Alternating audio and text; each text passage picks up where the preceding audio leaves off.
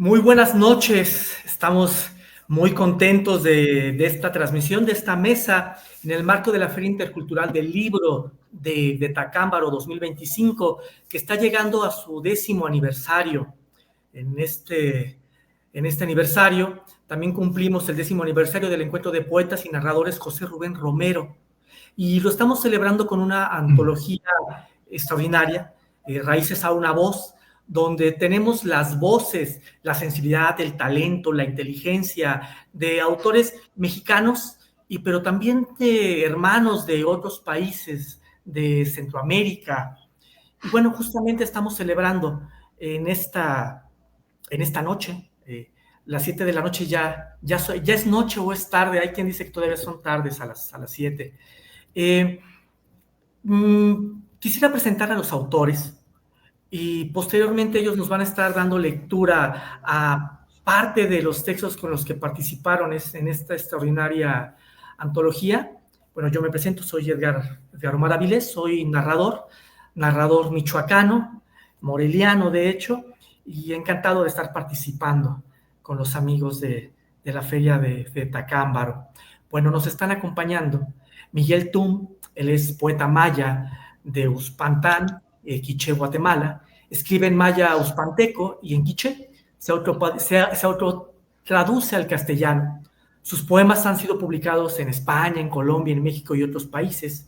Es ganador del primer premio maya Yumbats y Yunchowen en 2023. Es reconocido como un notable escritor por el Ministerio de Educación de Guatemala en 2025. Todos los compañeros que nos acompañan, también en poesía, es Brian Durán Fuentes. Él es de la Ciudad de México, nació en 1990, es maestro en escritura creativa por parte de la Universidad de Salamanca, es licenciado en traducción e interpretación por parte de la Universidad de Texas en Arlington.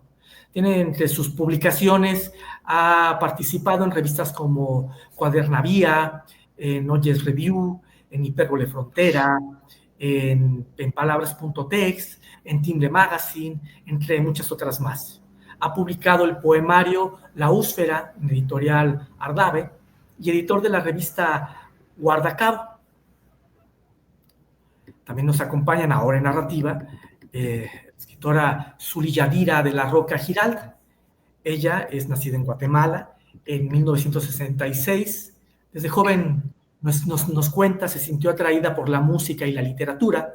Su género favorito es el cuento, por lo que ha tomado en línea talleres de escritura creativa con el Centro de Posgrado y Estudios Sor Juana. Ella estudió la licenciatura en Comunicación y Letras en la Universidad del Valle de Guatemala. Ha sido docente y correctora de periódicos, revistas y textos educativos. Bueno, y nuestro cuarto compañero es Sergio Quintero. Él estudió Letras Hispánicas en la UAM y Sociología de la Educación en la UPN. Tiene 48 años, ha publicado en El Financiero, El Milenio, periódico de poesía del UNAM, revista de la Biblioteca de México, Oráculo, revista de poesía, entre otras publicaciones. Obtuvo el tercer lugar de los 7º Juegos Nacionales Universitarios de la Universidad Autónoma de Yucatán en poesía en 2007. Y bueno, ella figuró en las antologías Raíz a una voz del 2022. Ellos, vamos a hacer una dinámica donde voy a pedir que nos lean, como les comentaba al principio, un texto, y para esto voy a pedirle a Brian Durán que por favor sea el primero en abrir el micrófono y nos comparta Cuerpos en el Agua. Brian, por favor. Claro que sí, muchísimas gracias, Tacámbaro. Muchísimas gracias, Philip. Es un honor indescriptible estar por acá. Soy privilegiado en presentarles este tríptico de poemas, una suite, en verdad, en 3 tiempos. Se trata de reflejar un poco música, la situación climática, la situación migrante, a la par que, pues, habla de 3 distintos cuerpos. Puede ser no tan viva el océano y también la lluvia, el huracán. Cuerpos en el agua. Re Pascalia 2. Búhos de Minerva posados en mis hombros. En un sueño compré un teremín que venía conectado a un teclado que solo podía tocar unas pocas notas, en un anfiteatro depurado de estática. Luego fui a un museo, instalado en aposentos de arquitectura gótica, ciencias naturales, obras de puntillismo. Nuestra era geológica es un mero punto, el evento pluvial carniense, una lluvia que duró millones de años, después del aleteo volcánico de una mariposa que terraformara el planeta para los dinosaurios. Quería ir a la galería de fósiles, pero costaba más la entrada. En vez de eso, caminé de puntillas por un estrecho pasadizo entre piscinas, a la tienda de regalos por la salida. Me sirvieron escalope vienés, cerveza Dunkelweizen bávara y de postre caricias rubias y ancestrales. Quizás la espada de la historia circulaba de nuevo para cosechar el grano, noche oscura del alma, Ragnarok. ¿Quién sabe? Tal noche es indiferente a los búhos de Minerva posados en mi hombro, y yo que me pregunto cómo se toca el teremín. Este es un poema del pez abisal que nos visitó hace unos meses, que causó tanto revuelo y memes. Héroe abisal. Un pez diablo salió a la superficie, desde la espuma de tu cerveza. El cristal debe comunicarle el calor a tu pálida mano, a las olas del océano. Un oleoducto que se extiende más allá de las paredes de tu dormitorio en la ciudad. El vidrio se extiende camino abajo, debajo de puentes que van hacia el sur. El Golfo, nombre tachado con lápiz. El nombre de reyes paganos. Un pez diablo salió a la superficie desde tu cucharada de somníferos. El mango se extiende en paralelo con las balas en el video musical de Korn que se reproduce en tus memorias de los 90. Tarea, fecha límite vencida, glaciares que se derriten, el arrepentimiento del hongo en la entropía de animación fotorrealista. Un pez diablo salió a la superficie desde la ruptura de tu conducto cerebral. Se derramó el internet detrás de tus ojos, manchando la pared con pornografía. Un pez diablo salió a la superficie para encontrarse con el sol de nuestra perdición. Y por último, la lluvia, el cuerpo de agua del ensueño, de lo que pudo ser. Cumbia hipotética.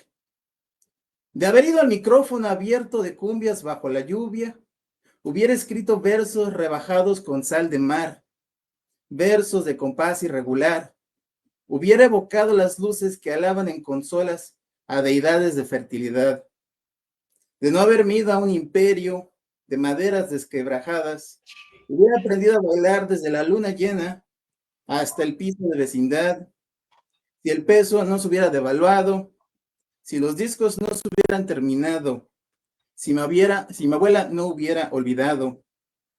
De haber ido al micrófono abierto de cumbias bajo la lluvia, te hubiera visto de amarillo. Hubiéramos bailado sin hablar. Hubiéramos dialogado con las sombras de las velas en altares, de la tierra que reverdece cuando llega cantando el huracán. Muchas gracias. Muchísimas gracias, Brian. Muchas felicidades por el texto. Zuli, por favor, si nos pudieras compartir un poco. Les recuerdo que después de esta lectura, que es una probada, que es para que justamente podamos sentir el temple de los autores, vamos a hacerles algunas preguntas. Queremos conocerlos más a fondo, pero bueno, ahorita nos están poniendo en el marco de su escritura. Zuli, por favor. El carretón. Ave María Purísima, la puerta está abierta y la voy a cerrar. Retumbó la voz del policía en el zaguán de la pensión de estudiantes. El sonido de la portilla y de los pasos se disiparon por la calle. En las camas, los sueños dieron media vuelta y se taparon la cara con ponchos de lana. ¿Qué fue? ¿Dónde fue? Ya se fue, murmuraron los durmientes.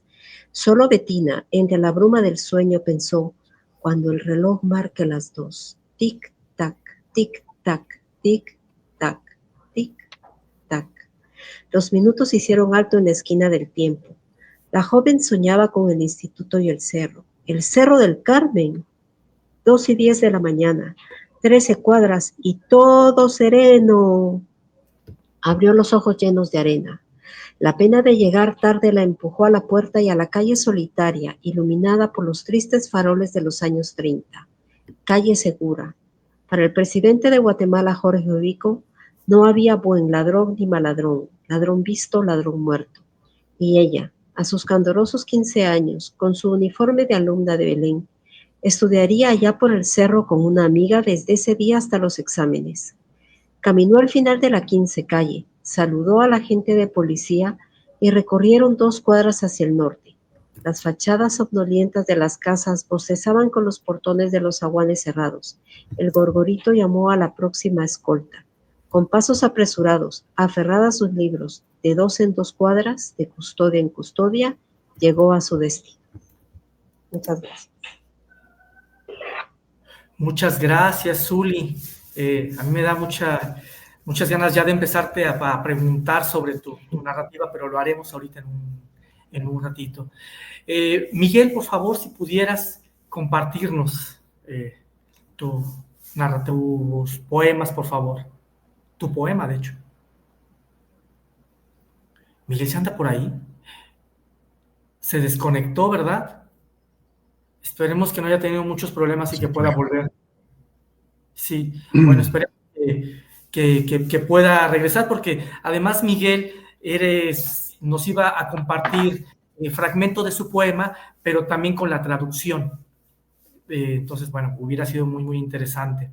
Ojalá que se pueda conectar. Ahí está, ya regresó. Miguel, por favor, ya estábamos temiendo que nos desampararas. Miguel, si nos quieres, por favor, compartir 2 fragmentos de tu poema con las traducciones también.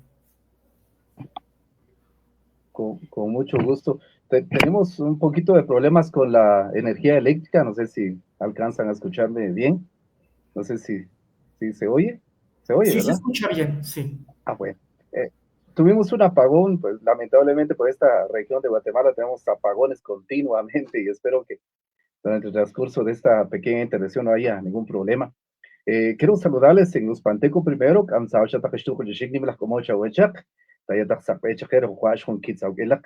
muchas gracias de todo corazón al encuentro de poetas y narradores, Tacámbaro, Michoacán. Es un honor para mí poder compartir con ustedes este pequeño poema que está dividido en 2 partes. Voy a leerles la primera parte únicamente, se los leeré en maya uspanteco, que es un idioma que está en franco peligro de desaparición, y queremos nosotros de eso vamos a hablar en la segunda parte mejor.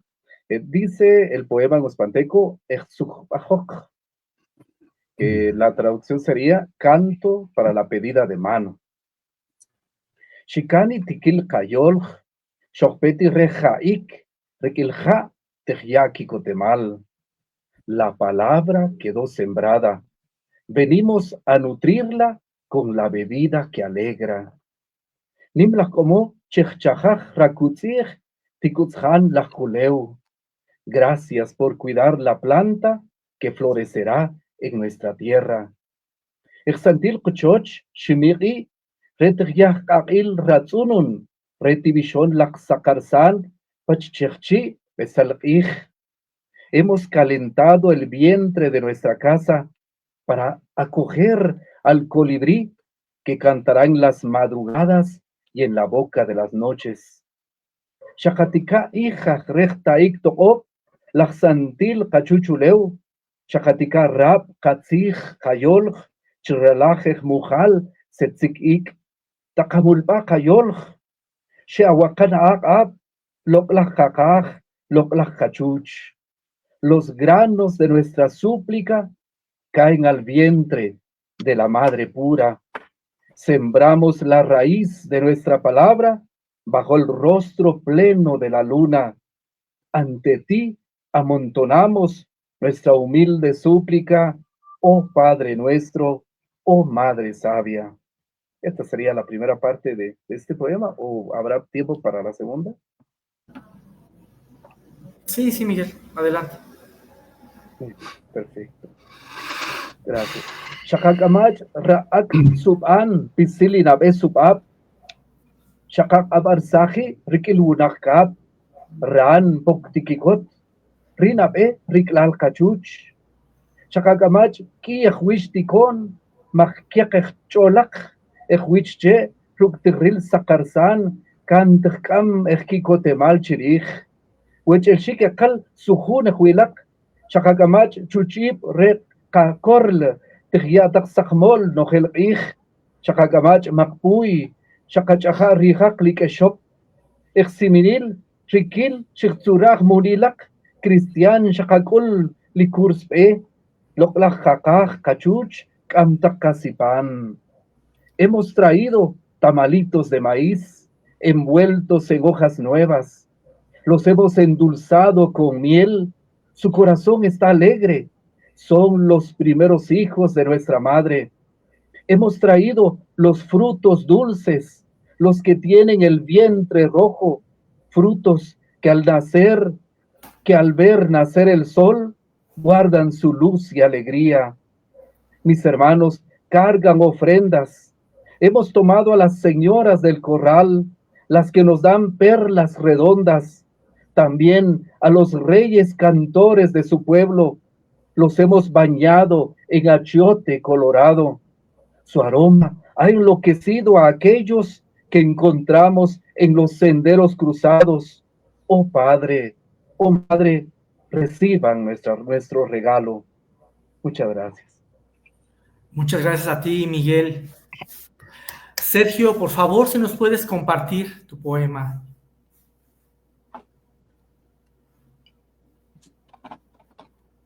Sí, claro que sí, gracias.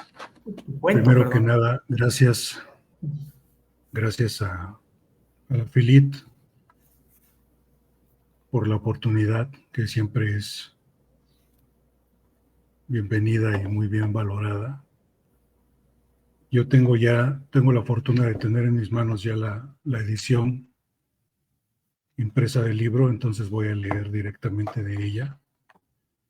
Es un texto en prosa, pero escrito en el género, o pretendidamente escrito en el género epistolar.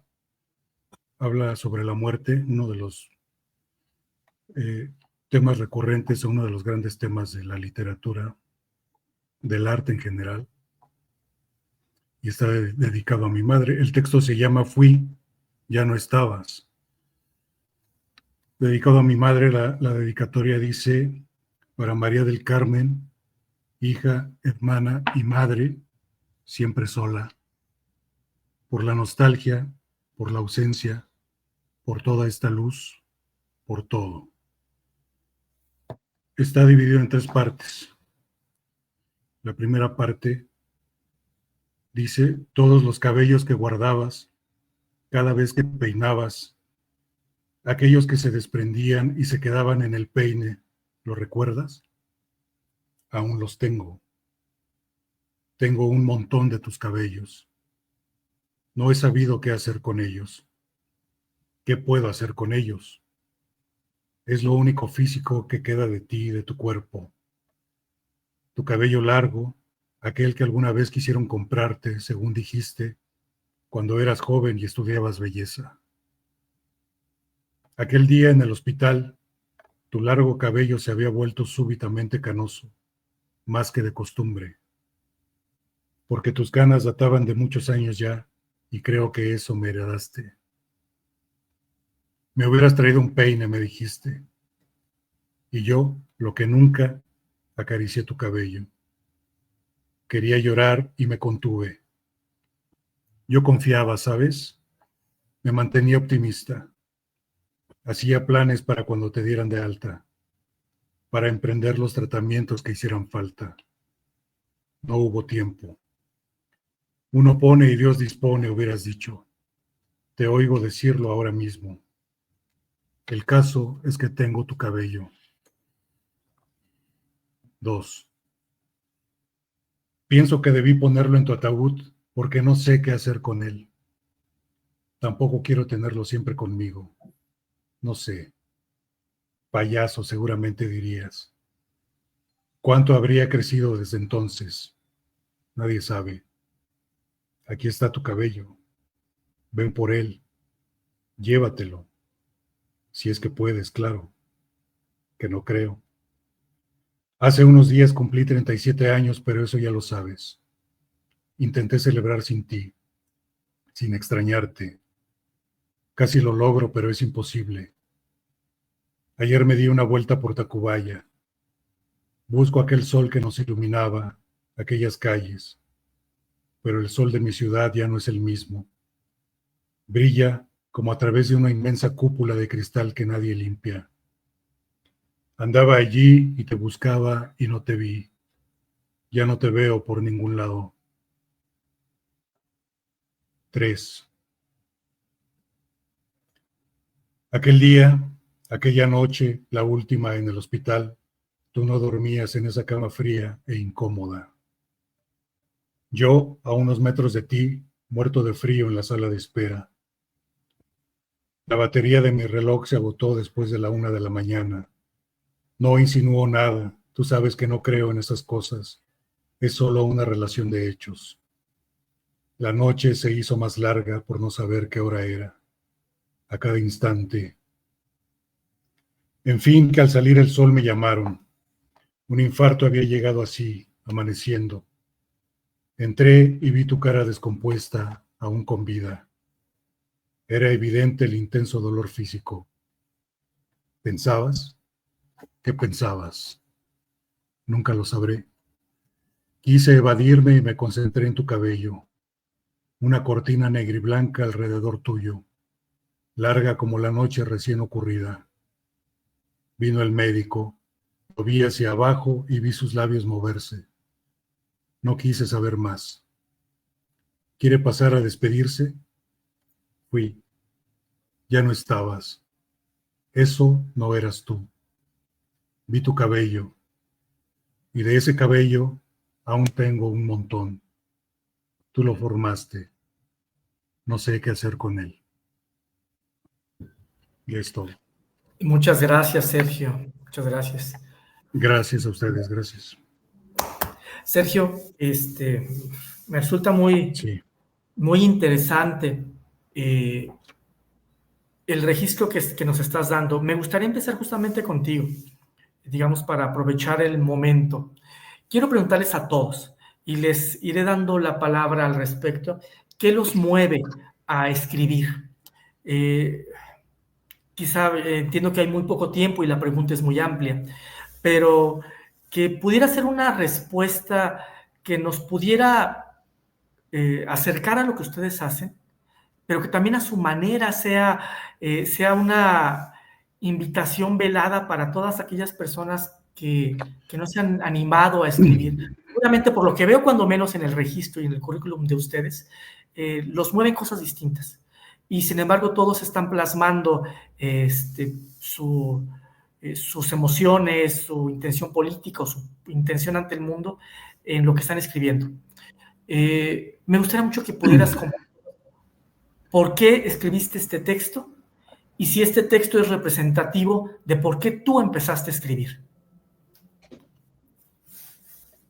Sí, sí lo es, sin duda es representativo. Yo empecé a escribir yo creo que todos, no lo sé. Yo empecé a escribir por necesidad, por necesidad de expresar algo, sin tener, sin tener la certeza bien a bien de expresar qué o por qué. Fue casi una compulsión, casi biológica. Hace poco recordaba justamente unos versos de Marco Antonio Montes de Oca y que creo que definen, al menos desde mi perspectiva, por qué escribe uno, ¿no? Sea narrativa o poesía. En mi caso yo escribo ambas. Y estos versos de Marco Antonio Montes de Oca dicen: en el centro de la plaza, la rota cabeza del poeta es una fuente. La fuente canta para todos.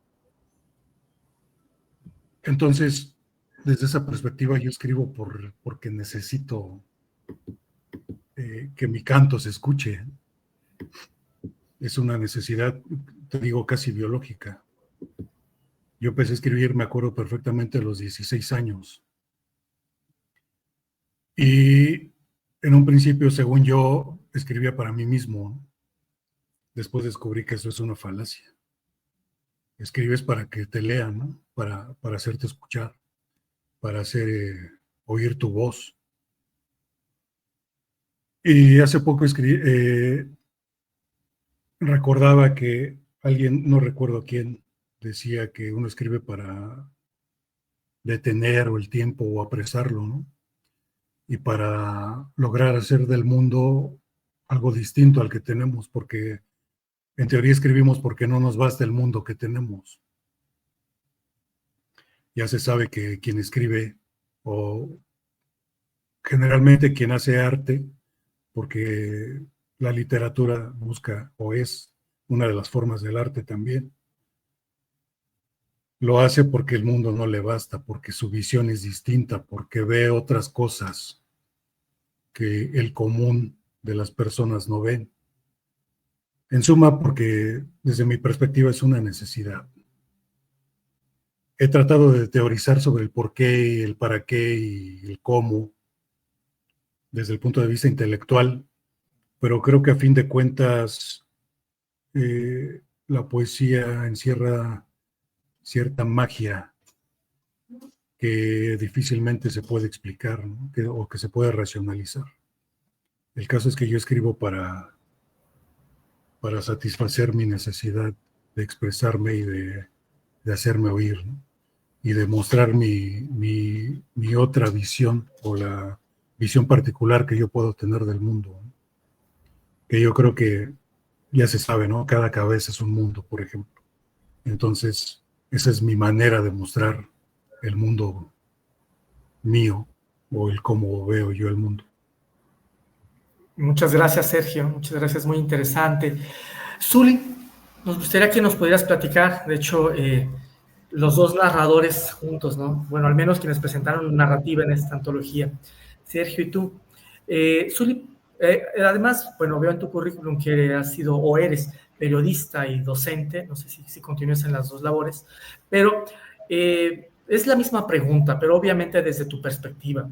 El texto que nos presentas representa lo que tú escribes, representa el por qué empezaste a escribir y que lo puedas también aunar con tus otros trabajos, que es tanto la docencia como el periodismo, sin duda están imbricados con esto, pero también tienen otras perspectivas.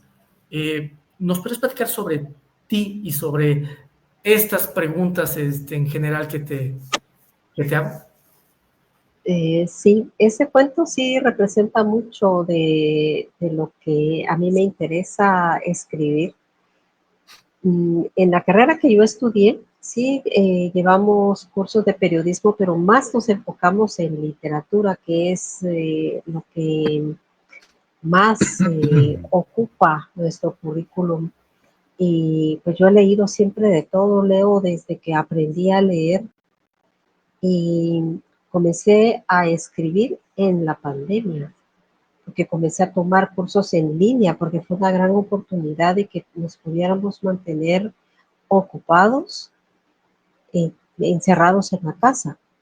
Yo comencé a tomar cursos con el Centro de Estudios Sor Juan, y precisamente con mi literatura favorita, que es la de terror. Y yo pues, siempre tuve la inquietud de comenzar a escribir, pero no me animaba a hacerlo porque siempre había estado haciendo textos educativos para una editorial aquí en Guatemala. Y ya el texto de creación literaria pues, es algo distinto. Y yo siempre a mis hijos les contaba cuentos inventados por mí, uno tras otro. Cuando estaban enfermos me daba cuenta que me decían, ahora uno de un conejito, y ahora de una gatita, ahora de una lámpara maravillosa. Y yo contaba uno tras otro, tras otro, tras otro, pero nunca escribía nada. Y a veces decía, eso está como para un relato, esto está bien para un relato de terror, esto para un relato de detectives, pero nunca escribía nada. Hasta que se llegó el momento en que me decidí a tomar un taller. Y ahí siguió otro y se han seguido varios. Y este cuento pues nació de un taller. Para presentarlo a este concurso, pues yo lo modifiqué algunas partes. eh, y yo me siento también muy interesada por las historias de mi familia, las vivencias de mi abuelita, que ella contaba muchas cosas, porque ella sí era una adolescente en la época de mí. Y hay muchas cosas de mi familia que son vivencias que yo nunca voy a tener, porque era una vida completamente distinta en Guatemala de los años 20, 30, 40, que todo eso ya se perdió. Y es algo que a mí me interesa mucho rescatarlo, porque yo le pregunto mucho a mi mamá qué es lo que le decía, qué le contaba a su mamá, qué es lo que contaba a su abuelita, y han sido en gran manera fuente de inspiración para mí. Las historias de mi familia, que son también historias que yo llevo dentro, y eso es lo que a mí me anima a escribir, lo que yo tengo dentro, lo que para mí es una fuente de inspiración. Muchísimas gracias, Zuli. Muchas gracias. Eh, Brian, bueno, ahora vamos a arribar a la poesía. Platícanos un poco, sí, sobre Cuerpos en el Agua, sí, sobre el registro que tiene este poema en particular, sobre qué más has escrito de poesía, pero sobre todo me gustaría preguntarte, ¿por qué poesía en el año 2025? ¿Necesitamos más poesía en este mundo? ¿No? ¿Puede competir la poesía con los otros géneros o medios expresivos? Yo no tendré ninguna respuesta. Yo he escrito alguna vez cuento y poesía, pero la verdad es que yo me declaro sin una respuesta clara hacia muchos temas y a mí me alimenta mucho poder conocer los puntos de vista de los compañeros.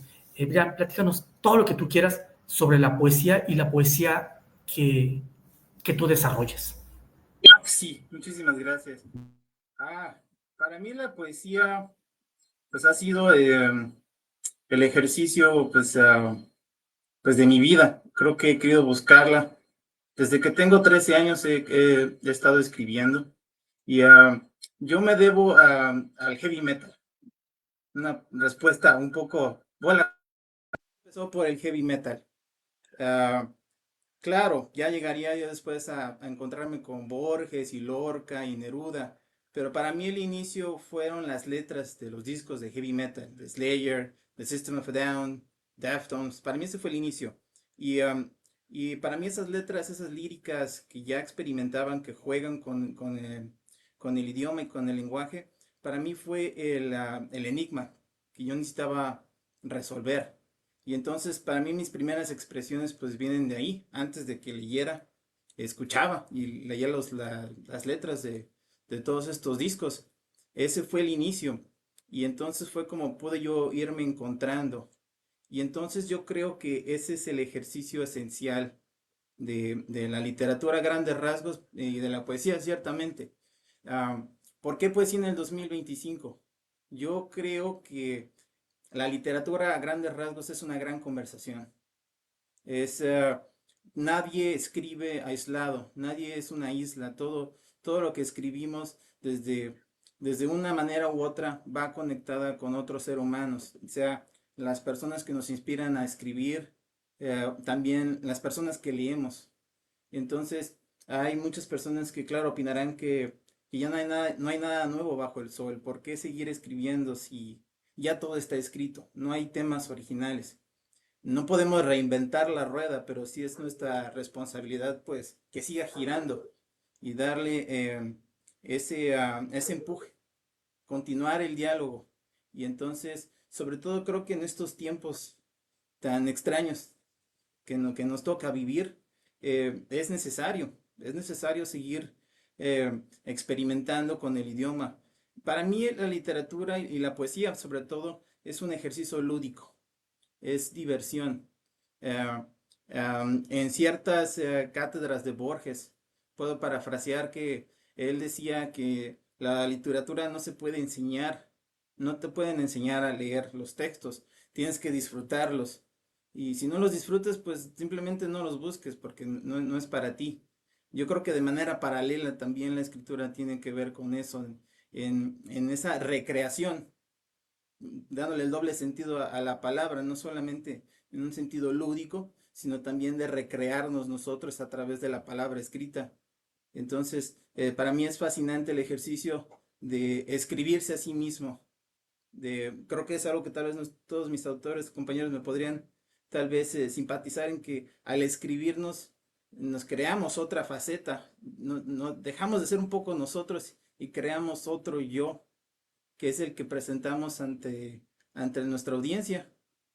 Y pues siguiendo un poco el tema de Sergio, eh, no es posible escribir para sí mismos, porque yo creo que la audiencia, que alguien te lea, que alguien te escuche, es el verdadero punto final de toda obra. Todas las obras van a estar incompletas a menos de que haya al menos un lector. Muchísimas gracias, Gran. Muchas gracias. Y bueno, Miguel, nos gustaría mucho que nos pudieras platicar sobre tu convergencia como poeta en español y poeta en maya. ¿Cuál es la experiencia? ¿Escribes primero en maya, después en español? ¿Lo puedes hacer en los dos idiomas y es la misma lógica? ¿Piensas, sientes igual? ¿Creas metáforas de la misma manera en maya que en español? Eh, ¿Cuál es la experiencia? También me gustaría mucho que nos pudieras compartir nombres de más poetas en maya que a ti te apasionen, tanto reconocidos como no. Que nos puedas platicar sobre este doble mundo que para ti seguramente es un mismo mundo y también ese mismo mundo nos gustaría mucho que nos los pudieras explicar y todo aquello que nos quieras decir, Miguel. Por favor. Muchas gracias, Edgar. Yo creo que trataré de contestar la pregunta, es una muy buena pregunta, también complicada de contestar en algunas partes. En el caso mío, está retrocediendo un poquito hacia atrás, o retrocediendo, mejor dicho, valga la redundancia. Uno de los motores que a mí me impulsa a escribir es visibilizar nuestros pueblos que fueron institucionalmente eh, invisibilizados desde tiempos de invasión, desde tiempos de colonia. Nuestros pueblos, pues, se les intentó hacer desaparecer del mapa del país, del mapa de nación. Sufrieron nuestros abuelos de una gran persecución, una persecución que aún sigue hasta nuestros días, pero de una manera más sutil, de una manera más suave, menos obvia, pero en sí los sistemas educativos, por ejemplo, siempre buscan que el español prevalezca sobre los demás idiomas originarios. Guatemala es un país muy pequeño, no me dejará mentir Zuli, a quien tengo el gusto de conocerla y la saludo. Es un país muy pequeño, pero contamos con 22 idiomas mayas.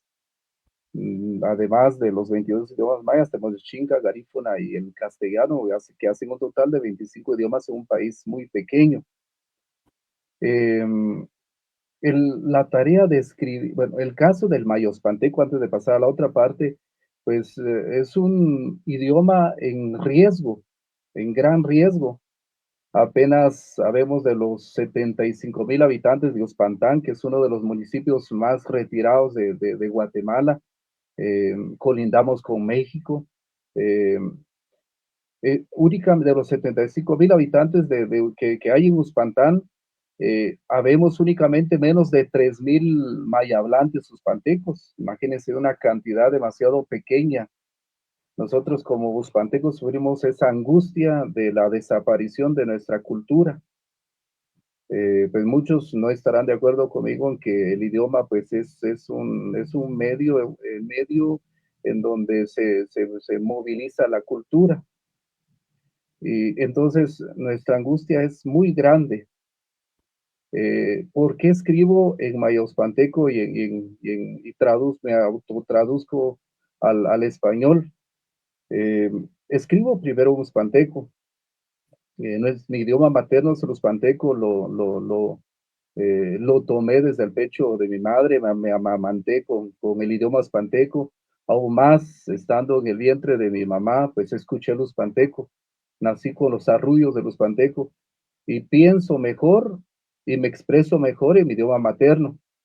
Me ha tocado ir a algunos eventos, por ejemplo, bilingües, y cuando se nos habla en español, sí se entiende, lo entendemos, pero se siente más sabroso, mucho más propio cuando lo escuchamos en nuestro idioma materno.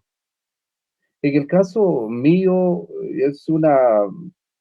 pues es una doble tarea la que yo humildemente hago.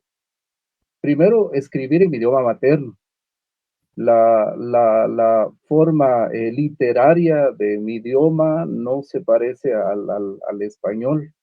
Hay mucha diferencia en cuanto a, a la, vamos a ver, se me fue la palabrita en este momento, pero a la situación gramática de nuestros idiomas.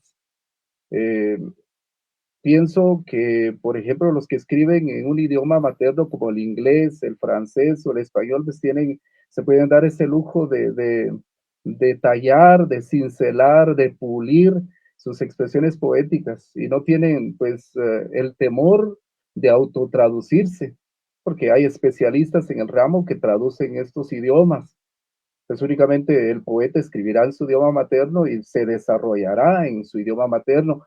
En el caso de nuestros idiomas originarios no pasa lo mismo, porque además de escribir en nuestro idioma materno, pues sentimos nosotros la necesidad de traducirlo. Si no lo tradujéramos nosotros, ¿quién más lo haría? Entonces, pues ahí sufre una metamorfosis, pues intentamos nosotros como escritores en idiomas originarios de que no sea muy grande la metamorfosis, porque por un lado, pues nosotros intentamos expresar de forma poética lo que en idioma, bueno, en un segundo idioma, lo que nosotros hicimos en nuestro idioma materno. Y buscamos hasta la manera de lo posible que la traducción responda, aunque mínimamente, a los cánones de la literatura en el otro idioma. Y muchas veces pues no llegará a, a, a, a responder ante esto, ¿verdad? Habrá ciertas cosas pues, que no encajen dentro de la expresión en castellano, en este caso. Entonces nuestro trabajo es doble. Estamos un poquito acá y luego nos pasamos para allá porque pues obviamente si lo dejamos en nuestro idioma materno pues no va a haber pues tanto lector como pues esperaríamos que hubiese en el segundo idioma. Entonces, en sí, la necesidad de escribir, en el caso de nosotros, pues, retomando un poco la pregunta que hacías a los estimados y estimada, eh, la necesidad de escribir creo que es biológica. En el caso mío, pues lo percibí desde muy temprana edad. Yo vivo en un pueblo, vuelvo a repetir, en donde se vive una pobreza extrema. No había bibliotecas hasta hace muy poco. Y nosotros como niños, pues nuestra limitación siempre fue acceder a libros. Pues, yo deseaba, anhelaba tener los libros que se pudieran, pero no lo podía hacer. Pues únicamente cuando mi papá me viajaba a la capital, le decía yo, ¿por qué no me haces el favor de traerme un par de libros, un libro por lo menos? La situación económica no se lo permitía a él, a veces me traía uno, a veces no me traía nada. Entonces crecí, mejor dicho, con esta carencia de libros hasta hace muy poco, no recuerdo, más o menos unos 8 o 10 años que ya contamos con bibliotecas acá en el pueblo, pero eso no existía anteriormente. Entonces, la necesidad aquella biológica de leer fue limitada, no pudimos leer lo que hubiésemos querido. En el caso mío, soy autodidacta, eh, intento aportar con esto desde mi limitación. pero yo creo que no, como el chiste de vivir, por decirlo de esta manera, pues es leer y escribir. Creo que sin esto no seríamos nada. Entonces, te he compartido, creo que a grandes rasgos, la pregunta que me hacías. Muchísimas gracias, Miguel. Bueno, estamos ya con los tiempos muy ajustados. Les damos mucho las gracias a quienes han seguido esta mesa. Ha sido muy nutricia, además. Gracias, Zuli. Gracias, Sergio. Gracias, Brian. Gracias, Miguel. Espero que a todos les haya resultado tan interesantes. Además, son puntos de vista y más que de vista, experiencias de vida muy distintas. Y eso, en lo personal, me deja mucho y seguramente a quienes estuvieron siguiendo esta transmisión también. Bueno, continúen con todas las actividades que la FILIT tiene y bueno, también tengan la oportunidad, espero pronto, de adquirir y de leer esta extraordinaria antología que seguramente se seguirá presentando en Michoacán y creo que en otras partes también. Creo que en la Ciudad de México pronto va a haber por ahí una presentación también. Muchas gracias, que estén muy bien. Excelente noche.